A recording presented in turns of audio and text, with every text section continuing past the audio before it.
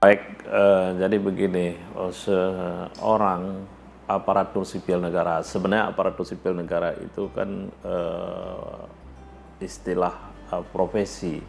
Di dalam aparatur sipil negara itu ada dua, ada PNS, pegawai negeri sipil, ada pegawai PKW P3K. Nah, yang P3K itu yang non ASN. Tetapi untuk sebagai jadi pegawai yang profesional, maka yang pertama yang harus dimiliki adalah pegawai itu harus memahami tugas pokok dan fungsinya. Karena setiap orang diangkat sebagai ASN, itu pasti diangkat dalam satu jabatan.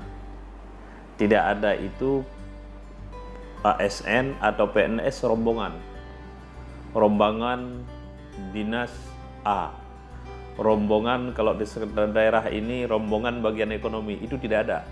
Yang ada adalah semua diangkat dalam jabatan. Jabatan itu bisa jabatan struktural, mulai dari jabatan pimpinan tinggi, jabatan tinggi pratama, kemudian jabatan administrator, apakah dia eselon 2, eselon 3, eselon 4. Kemudian ada yang diangkat di dalam jabatan fungsional. Jabatan fungsional terbagi dua. Ada jabatan fungsional tertentu, nah itu seperti guru, tenaga medis, tenaga penyuluh pertanian, dan juga ada fungsional umum. Nah, kalau dulu disebut pelaksana, nah, itu jabatan fungsional umum. Ketika dia di jabatan fungsional umum, ada analis kebijakan, ada pengadministrasian umum. Jadi setiap pegawai itu diangkat semua mempunyai jabatan. Karena itu setiap jabatan mempunyai tugas pokok dan fungsi. Tugas pertama daripada seorang pegawai adalah bukan dia bekerja, tetapi mempelajari dan memahami peraturan perundang-undangan yang berkaitan dengan pelaksanaan tugasnya. Nah, dia harus memahami dulu tugas pokok dan fungsinya, dia pelajari dulu. Setelah itu baru dia bekerja. Kenapa? Karena memang tugas ASN di dalam Undang-Undang Nomor 5 tahun 2014 tentang ASN, di pasal 10 disebutkan fungsi aparatur sipil negara adalah melaksanakan kebijakan publik, melaksanakan pelayanan publik sebagai pemersatu bangsa. Ketika dia melaksanakan kebijakan publik, maka dia harus memahami dulu apakah peraturan perundang-undangan itu dalam bentuk undang-undang RPJMN, RPJMD, dan undang-undang peraturan lainnya. Nah, ketika dia memahami tugas pokok dan fungsinya, dia itu akan tahu apa yang harus dilaksanakan. Kemudian bagaimana dia untuk menjadi seorang yang profesional? Saya sering mengatakan orang profesional itu minimal memiliki 3 kriteria. Yang pertama, dia harus punya knowledge di bidangnya. Harus dia miliki ilmu di bidang yang dia kerjakan tadi. Tugas pokok fungsinya apa? Katakanlah dia di bidang perikanan, harus punya ilmu dasar perikanannya, sehingga dia bisa melaksanakan tugas pokok perikanan dengan baik. Atau di bidang medis, ya dia bisa seorang perawat, bisa seorang sarjana kesehatan masyarakat, bisa dia dokter, akan dia punya knowledge di bidangnya. Yang kedua, dia harus punya skill, keterampilan di bidangnya. Dia harus, orang profesional itu adalah orang yang terampil di bidangnya. Yang ketiga, dia harus punya attitude. Orang yang profesional itu punya sikap, punya attitude yang baik. Baik melayani masyarakat, baik dengan temannya, baik dengan atasannya, baik membina hubungan kerja. Karena membina hubungan kerja itu penting.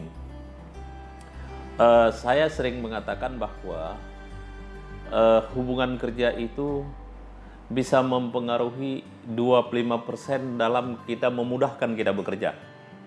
Kalau kita tidak baik dengan teman, begitu kita koordinasi, dilihat muka kita aja, enggak usah kau layani dia belakang.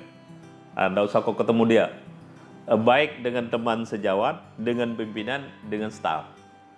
Demikian juga yang lainnya adalah perencanaan. Perencanaan juga harus baik. Jadi pegawai yang profesional itu harus memahami, dia harus banyak ilmu pengetahuan di bidangnya, harus punya skill di bidangnya, dan juga harus punya sikap yang baik. Itu inti daripada pegawai profesional. Bagaimana caranya? Tidak ada cara, hanya dengan belajar. Belajar dalam arti luas, bisa menempuh pendidikan formal, jenjang S2, S3, bisa melalui diklat-diklat teknis, bisa dengan membaca, bisa bekerja bersama-sama, pokoknya belajar secara luas. Itu untuk saya sering menganalogikan pemain bola lah. Pemain bola di Eropa itu kan pemain profesional, tetapi dia selalu latihan.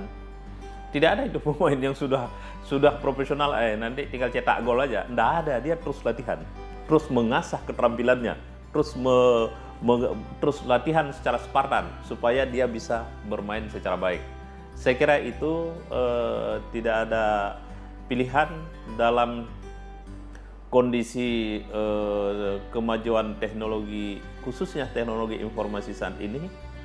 Pegawai negeri harus, ASN harus profesional. Apalagi Bapak Presiden mengatakan pegawai negeri yang tidak cakap, itu bisa diganti dengan AI nanti. Kan kasihan kalau kita manusia kalah dengan robot. Nah, kalau kalah dengan artificial intelligence, nanti yang bekerja lebih banyak robot, sementara kita ini menjadi terbanggung-banggung. Harus terus melakukan inovasi. Inovasi di dalam ASN itu adalah kalau punya ide itu gagasan, itu harus dituangkan nanti menjadi peraturan dulu. Karena pelayanan publik kita layani orang rame, standarnya harus sama.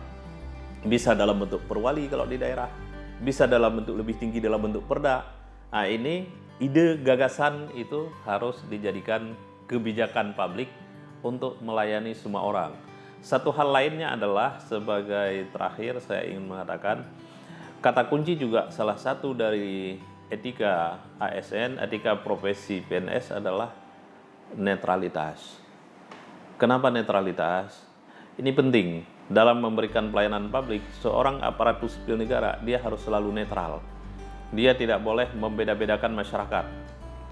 Ini pendukung si A, ini pendukung si B, ini partainya A, ini sukunya B, ini agamanya A, ini agamanya B. Ini tidak boleh.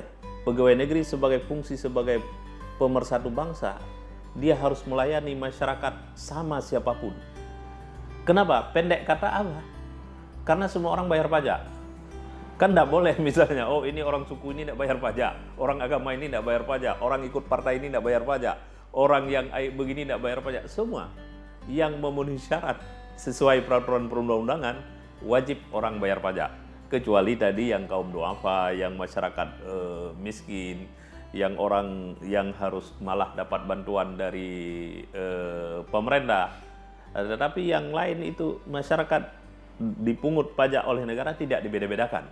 Karena itu pelayanan yang diberikan kepada publik, kepada masyarakat tidak boleh dibeda-bedakan. Kata kuncinya, ASN harus selalu netral. Itulah supaya kita bisa profesional. Saya kira demikian. Terima kasih. Assalamualaikum warahmatullahi wabarakatuh.